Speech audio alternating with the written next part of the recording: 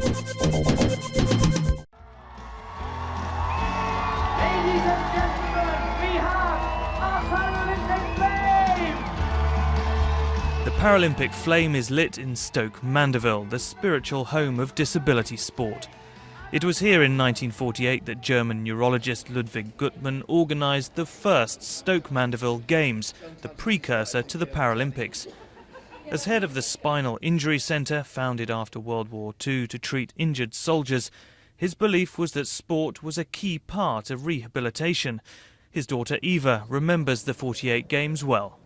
So the very first games were two teams, one from the Spinal Injury Centre at Stoke Mandeville and the other from the Starngarter home in Richmond. And there were 14 wheelchair competitors competing against each other. 12 years later, it was Guttmann again who managed to convince organisers of the Rome Olympics to allow 400 wheelchair athletes to compete at parallel games. At Stoke Mandeville Hospital, doctors continue Guttmann's pioneering work, giving those paralysed through accident or illness a new focus for their lives.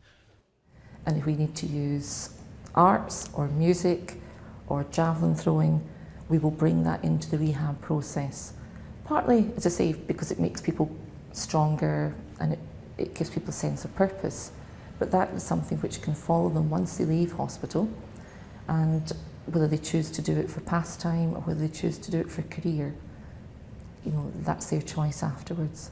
Ewan is 13 and has been paralysed from the shoulders down since he was a baby. As a lover of the sport boccia, a game similar to boule, he's following the Paralympics closely. And he may well dream. Many former Stoke Mandeville patients have gone on to become great Paralympians. I know athletes who are competing now, who 4 years ago watched from the hospital beds, Beijing Paralympics. And it's important that we keep sort of telling those stories to say that, OK, if you break your back, it's not great, but it's not necessarily the end of the world. During the London Paralympic Games, few here in Stoke Mandeville will forget the legacy of Ludwig Guttmann, a legacy that lives on, albeit in slightly modernised form, in the Mandeville mascot, now at the heart of the Olympic Park in East London.